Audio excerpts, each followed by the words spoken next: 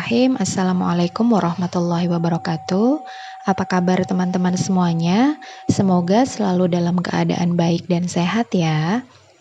Melalui video kali ini saya akan menyampaikan tentang bagaimana menyusun sebuah judul penelitian.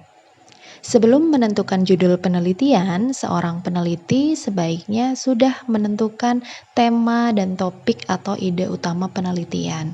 Kenapa demikian? Karena gagasan untuk menyusun judul penelitian tidak bisa muncul begitu saja, tetapi perlu dilatar belakangi dengan masalah yang jelas. Dan masalah yang jelas ini bisa diperoleh dengan menentukan dulu apa tema penelitian atau topik penelitian yang akan kita lakukan. Tema atau topik penelitian juga disebut sebagai ide atau gagasan utama dalam penelitian, yang artinya gagasan utama ini menjadi dasar keseluruhan penelitian yang akan kita lakukan dari awal hingga akhir. Sebagaimana yang telah saya sampaikan, bahwa tema dan topik penelitian itu setidaknya merupakan 3 hal yang bisa menggambarkan penelitian kita. Yang pertama, tema dan topik penelitian merupakan pondasi dari penelitian kita, yang artinya ini adalah sebuah kerangka awal dari penelitian yang akan kita lakukan. Jadi tentukan dulu tema atau topiknya, baru kita melangkah untuk menyusun judul penelitian. Yang kedua, tema dan topik penelitian itu juga merupakan batasan dalam sebuah penelitian. Nah, sebagai batasan artinya tema dan topik penelitian kita sudah menegaskan apa masalah yang akan kita bahas dalam penelitian kita. Sehingga ketika kita menyusun atau melakukan penelitian, menuliskan laporannya tidak keluar dari batasan tersebut. Dan yang ketiga, tema atau topik penelitian merupakan identitas dari seorang peneliti. Identitas itu bagaimana? Hubungannya misalnya dengan bidang keilmuan peneliti, atau dengan keahlian peneliti, atau dengan gelar yang ingin dicapai oleh peneliti. Tentu saja kalau kita berada di jurusan sosial, maka tema dan topik penelitiannya juga tidak keluar dari jurusan sosial gitu. Kita tidak akan mengambil tema atau topik penelitian yang biasa dilakukan oleh teman-teman dari jurusan eksakta. Nah, bagaimana menentukan tema dan topik penelitian? Yang tentu saja ini terkait dengan 3 hal tadi ya, dengan pondasi, kemudian batasan, dan juga identitas. Nah, cara menentukan tema dan topik penelitian itu bisa bermacam-macam dan masing-masing orang tentu saja bisa berbeda karena cara seseorang mendekati atau menemukan suatu masalah untuk penelitian itu beragam. Untuk menentukan tema atau topik penelitian, yang pertama adalah harus sesuai dengan minat penulis. Kesesuaian dengan minat penulis akan mempengaruhi semangat untuk bisa menyusun penelitian itu mulai dari perencanaan, pelaksanaan, hingga penulisan hasil penelitian. Bagaimana jika penelitian dilakukan tidak sesuai minat? Bisa saja itu terlampaui gitu, tetapi ketika penelitian itu sesuai dengan minat penulis, maka jalannya akan lebih lancar karena sesuai dengan kata hati penulisnya. Jadi, untuk menentukan tema atau topik yang kemudian akan menjadi satu masalah utama, gagasan utama dalam penelitian itu adalah menyesuaikan dengan minat penulis. Kemudian yang kedua, selain sesuai dengan minat penulis, sebaiknya tema atau topik itu juga berada dalam lingkup bidang keilmuan yang kita pelajari. Ketika penelitian memiliki tema dan topik dalam lingkup bidang keilmuan, maka kita memiliki satu pondasi yang jelas. Bagaimana data yang akan kita cari, kemudian kerangka analisis seperti apa yang akan kita lakukan untuk menggambarkan hasil penelitian tersebut. Kemudian yang ketiga, hal yang bisa dilakukan untuk bisa menentukan tema atau topik adalah kita menggali apa sih sebenarnya permasalahan terkini yang sedang terjadi, dihadapi oleh masyarakat, merupakan permasalahan bersama yang dibutuhkan pemecahannya, atau masalah spesifik yang selama ini menjadi perhatian orang, atau menjadi perhatian masyarakat yang kemudian diperlukan upaya-upaya untuk mengetahui penyebabnya, dampaknya, efektivitasnya, dan seterusnya. Jadi, misalnya sekarang kondisinya adalah kondisi pandemi, kita bisa mengarah pada permasalahan-permasalahan terkait dengan pandemi COVID-19, dan itu sangat banyak, mulai dari aspek budaya, sosial, ekonomi, politik, dan seterusnya, khususnya untuk penelitian-penelitian di ranah keilmuan sosial. Kemudian, hal yang tidak boleh dilupakan juga ketika kita menentukan tema atau topik adalah terkait dengan ketersediaan data.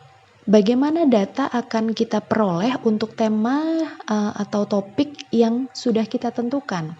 Data ini sangat penting karena menjadi jantungnya hasil penelitian kita nanti gitu. Jadi ketersediaan data yang memadai itu sangat mendukung bagaimana penelitian akan kita selesaikan.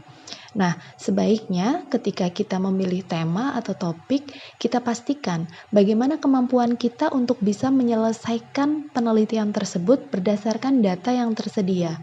Apakah tidak boleh ketika penelitian itu dilakukan jika datanya masih langka? Boleh, tetapi tentu saja itu membutuhkan waktu dan juga energi yang jauh lebih banyak dibandingkan ketika datanya itu relatif lebih lengkap, tersedia banyak, kemudian kita memiliki kemudahan untuk mengakses data atau mencari data tersebut.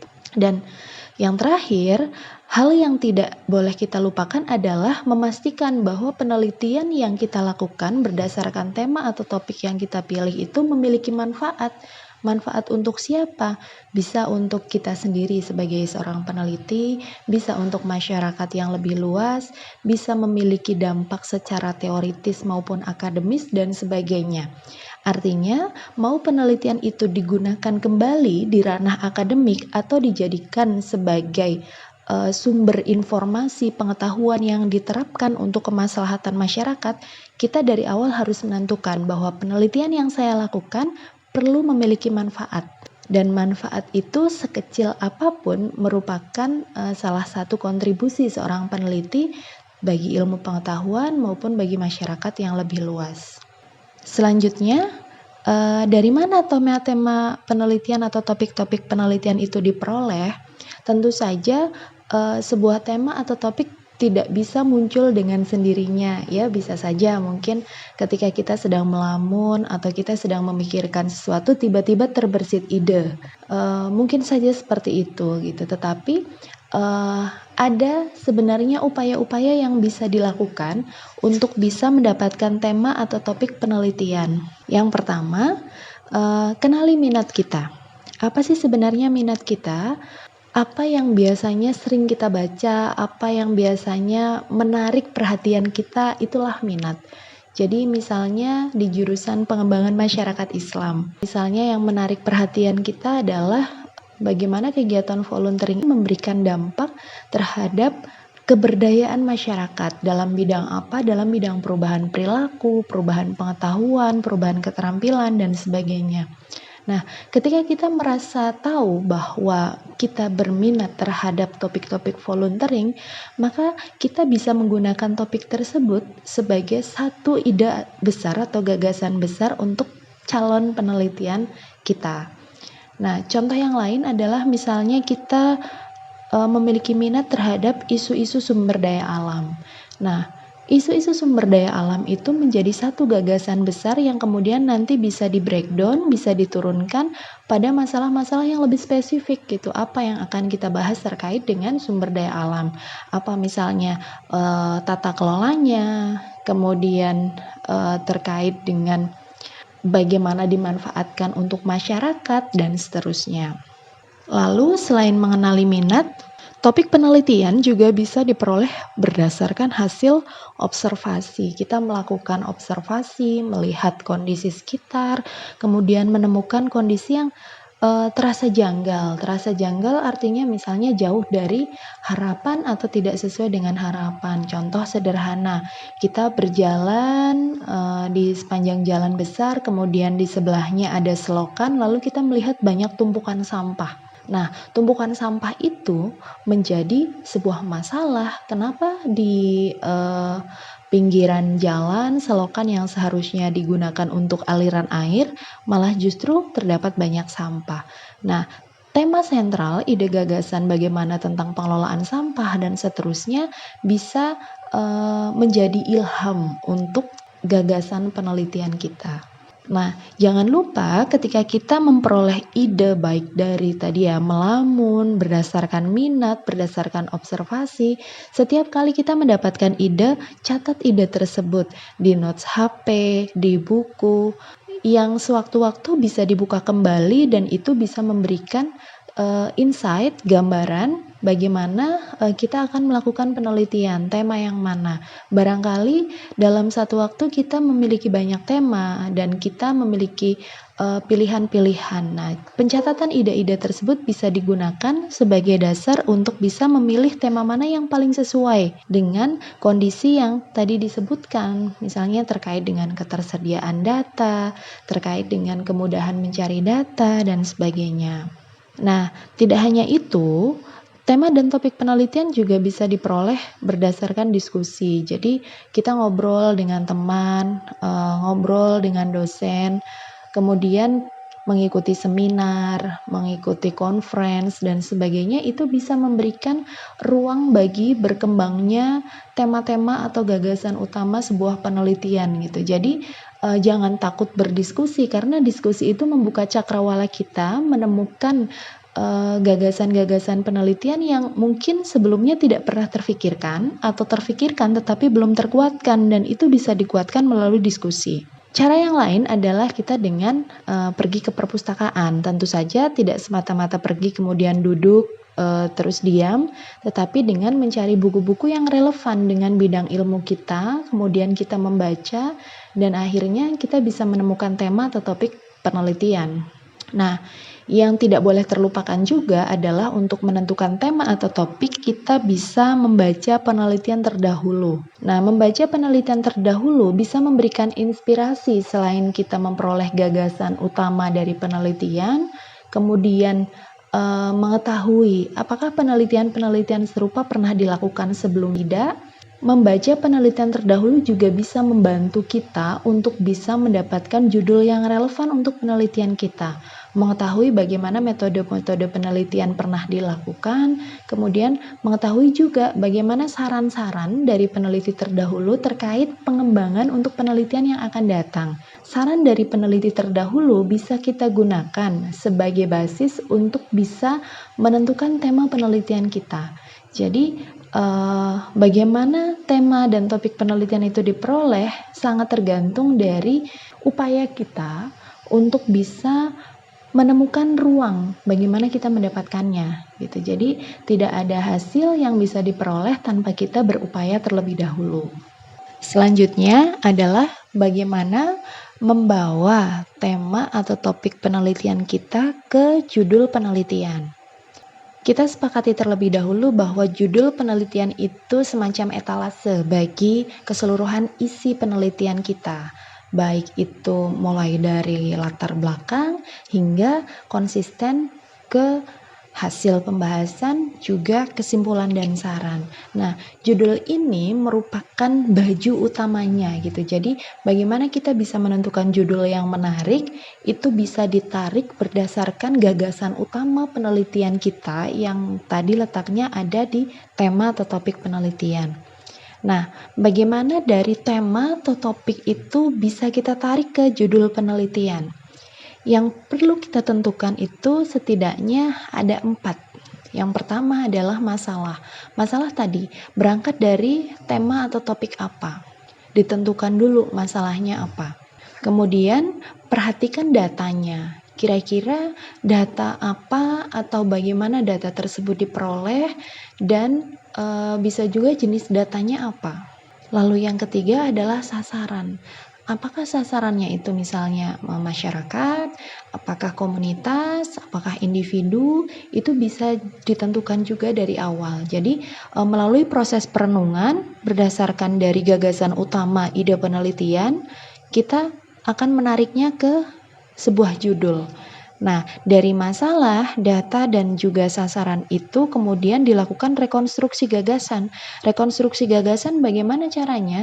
Itu membutuhkan daya kreatif untuk bisa meringkas masalah, data, dan juga sasaran menjadi sebuah kalimat yang efektif, menjadi sebuah judul yang tidak terlalu pendek dan juga tidak terlalu panjang, atau yang menggambarkan keseluruhan hasil penelitian kita. Nah, setidaknya judul itu secara umum nanti kita akan membedakan antara judul kuantitatif dan juga judul kualitatif, tetapi secara umum judul itu perlu memuat apa saja. Yang pertama, memuat masalah atau tema topik atau juga variabel. Jadi, setidaknya di dalam judul itu terlihat apa masalahnya atau apa tema dan topiknya atau apa variabelnya. Lalu yang kedua, di dalam judul juga memuat setidaknya metode atau data atau perolehan datanya bagaimana. Lalu yang ketiga, di dalam judul setidaknya memuat sasaran atau tujuan. Nah, ketiga unsur tersebut digabungkan, kemudian dilakukan sebuah rekonstruksi gagasan yang akhirnya memunculkan satu bangunan utuh dari sebuah judul penelitian. Teman-teman bisa melakukannya secara mandiri dengan mengerjakan latihan berikut. Yang pertama, coba tentukan apa masalah atau tema, topik, ataupun variabel untuk rencana penelitian teman-teman. Coba tentukan masalahnya, tuliskan dalam kertas. Untuk nantinya kita akan merekonstruksinya menjadi sebuah judul. Lalu yang kedua, apa bentuk metodenya, apa jenis datanya, bagaimana perolehan data untuk rencana penelitian akan dilakukan, tulis juga di dalam kertas teman-teman.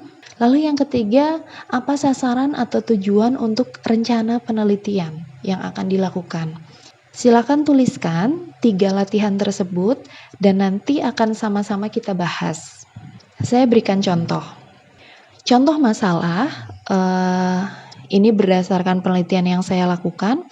Masalahnya adalah kondisi petani yang memiliki sumber nafkah ganda untuk memenuhi kebutuhan hidup. Jadi ada masalah di mana petani ini tidak hanya bertani saja tetapi memiliki sumber-sumber penghasilan yang lain untuk bisa memenuhi kebutuhan hidup atau disebut sebagai nafkah ganda. Nah, data ini akan diperoleh dari rumah tangga petani kentang. Jadi, data tentang nafkah ganda ini diperoleh dari rumah tangga petani kentang. Kemudian, sasaran atau tujuannya adalah petani kentang di dataran tinggi Dieng. Nah, kemudian menjadi sebuah judul yang setelah direkonstruksi, disusun sedemikian rupa, ketemu judul Sistem Nafkah Rumah Tangga Petani Kentang di Dataran Tinggi Dieng. Berdasarkan judul ini, saya memiliki patokan untuk bisa membahas terkait dengan strategi nafkah atau sumber nafkah ganda yang dimiliki oleh rumah tangga petani kentang berdasarkan struktur teori dari teori sistem nafkah. Kira-kira seperti itu. Jadi tadi latihan teman-teman, silakan tentukan masalahnya, metode, jenis data atau sumber data yang akan diperoleh dari mana, sasaran dan tujuannya di mana atau apa. Itu untuk gambaran judul secara umum. Nah, sekarang kita masuk untuk membuat judul pada penelitian kuantitatif. Sebagaimana kita tahu bahwa penelitian kuantitatif itu terkait dengan variabel-variabel penelitian yang tidak bisa berdiri sendiri. Sebagaimana teman-teman pernah pelajari bahwa ada variabel dependent, ada juga variabel independen. Setidaknya itu. Nah, untuk membuat judul penelitian kuantitatif tidak terlepas juga dari masalah, tujuan penelitian, kemudian variabel penelitian, hingga akhirnya kita bisa merekonstruksi gagasan menjadi sebuah judul penelitian. Nah, kira-kira apa saja yang harus ada atau komposisi pada judul penelitian kuantitatif? Yang pertama adalah kata yang mewakili tujuan penelitian kuantitatif, seperti pengaruh, hubungan, efektivitas, atau juga keefektifan. Jadi, menunjukkan bahwa penelitian ini terkait dengan variabel-variabel. Lalu, yang tidak kalah penting, komposisi judul selanjutnya harus memuat variabel pertama.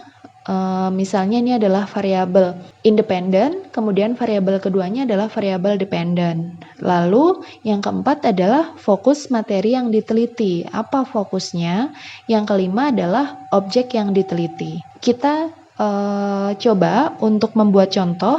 Contohnya adalah pengaruh. Kita menggunakan kata yang mewakili tujuan penelitian kuantitatif, yaitu pengaruh. Kemudian variabel 1 adalah program keluarga harapan. Variabel 2 adalah tingkat kesejahteraan ekonomi. Kemudian fokus materi yang diteliti itu terkait dengan pelaksanaan program. Lalu objek yang diteliti adalah masyarakat di desa Y. Jadi komposisi judul itu perlu memuat hal-hal tersebut. Nah, untuk latihan teman-teman, silahkan buat contoh judul penelitian kuantitatif dari masalah yang telah Anda temukan untuk rencana penelitian Anda, sesuai dengan penjelasan yang telah disampaikan. Jadi misalnya teman-teman berniat menggunakan metode kualitatif, kita berlatih dulu bagaimana bisa menentukan judul dari masalah yang ada, tapi berupa judul untuk penelitian kuantitatif. Supaya teman-teman memiliki banyak inspirasi, banyak referensi terkait dengan pelaksanaan penelitian yang akan dilakukan. Baik, selanjutnya adalah membuat judul untuk penelitian kualitatif. Nah, penelitian kualitatif ini berbeda dengan penelitian kuantitatif yang tadi tergantung dengan variabel. Kemudian jenis kata-katanya juga memperlihatkan ciri-ciri ke kuantifikasi data. Nah, untuk penelitian kualitatif, teman-teman mungkin sudah mempelajari ya, bahwa prosedur penelitian kualitatif itu menghasilkan data deskriptif berupa kata-kata tertulis berdasarkan sumber lisan maupun tulisan atau perilaku yang bisa diamati. Sifat penelitian kualitatif tersebut mempengaruhi komposisi judul untuk penelitian kualitatif. Jadi komposisi judul untuk penelitian kualitatif itu terdiri dari sifat dan jenis penelitian, menggambarkan penelitian kualitatif, lalu objek yang diteliti, subjek penelitian, lokasi atau daerah penelitian, tahun atau waktu terjadinya peristiwa. Dan komposisi ini tidak harus semuanya ada, tetapi lebih baik adalah bagaimana judul tersebut menggambarkan secara keseluruhan penelitian dalam konteks yang kata-kata dengan kata-kata yang lebih padat, tapi menggambarkan penelitian secara holistik.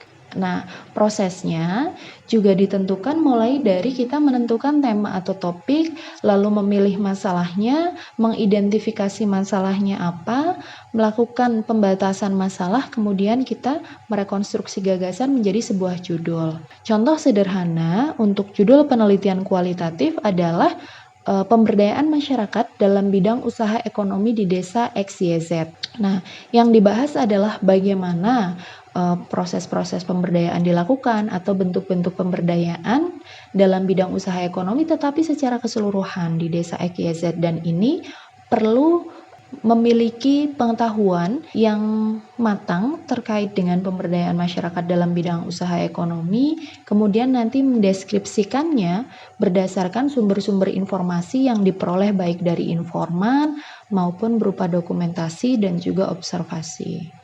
Nah, setelah tahu terkait dengan komposisi judul untuk penelitian kualitatif, yuk kita berlatih untuk membuat contoh judul penelitian kualitatif berdasarkan masalah yang telah Anda temukan untuk rencana penelitian Anda. Contoh judul penelitian kualitatif ini, sebagaimana tadi contoh judul penelitian kuantitatif, bisa dijadikan referensi pilihan untuk bisa mengarahkan rencana penelitian Anda yang akan dituangkan dalam bentuk proposal. Selamat berlatih. Kesalahan yang sering dialami dalam menyusun judul penelitian diantaranya adalah peneliti sering belum menentukan masalah tetapi sudah memaksakan diri untuk mendapatkan judul. Jadi mikirin judulnya dulu tetapi belum yakin masalahnya apa. Harusnya masalahnya dulu, baru setelah itu masalah tersebut ditarik menjadi sebuah judul penelitian. Yang kedua, terjadinya inkonsistensi antara judul dengan metode penelitian. Judulnya kualitatif, tetapi di dalam metode masih menyebutkan perihal kuantitatif, atau sebaliknya, judulnya kuantitatif, tetapi tidak memunculkan variabel-variabel yang dimaksudkan di dalam judul pada metode penelitian. Lalu menggunakan judul yang tidak logis, ya tidak logis artinya kalimatnya tidak efektif, terlalu panjang, atau tidak sesuai dengan kaidah penulisan. Kesalahan yang lain adalah peneliti tidak melakukan riset tentang judul yang selingkup. Judul-judul itu juga bisa terwujud dengan kita mencari referensi pada penelitian-penelitian yang selingkup atau sama dengan konteks penelitian yang akan kita lakukan. Seringnya kita tidak melakukan riset tersebut, kemudian akhirnya mendapatkan judul yang sama atau bahkan lokasi yang sama. Hal ini sangat rentan dengan efek atau apa yang kita sebut dengan plagiasi. Lalu selain itu, kesalahan yang lain adalah menggunakan kalimat yang tidak efektif dan bermakna ganda. Nah, ini perlu kejelian gitu supaya kita memastikan bagaimana judul itu memiliki kalimat efektif yang tentu saja bisa dilakukan dengan semakin sering berlatih dan juga membaca dan memastikan bahwa judul-judul tersebut sesuai dengan kaidah penulisan yang betul, kemudian memuat komposisi yang terkait dengan jenis penelitian, lalu juga memastikan bahwa judul tersebut tidak sama dengan judul penelitian yang pernah dilakukan oleh orang lain. Kesalahan yang lain adalah karena biasanya ingin keren gitu, jadi judulnya terlalu panjang, memuat banyak sekali variabel, tetapi tidak tahu mana inti dari yang akan dibahas. Jadi judul terlalu panjang dan juga tidak ringkas. Nah, berdasarkan penjelasan-penjelasan tersebut, apa judul dari rencana penelitian Anda? Boleh dituliskan di kolom komentar. Kemudian nanti kita akan berlatih memastikan apa yang akan diangkat menjadi judul penelitian untuk rencana proposal penelitian Anda. Demikian untuk materi terkait dengan menentukan judul penelitian. Terima kasih sudah menyimak. Semoga sukses dengan rencana penelitian yang akan dilakukan. Terima kasih.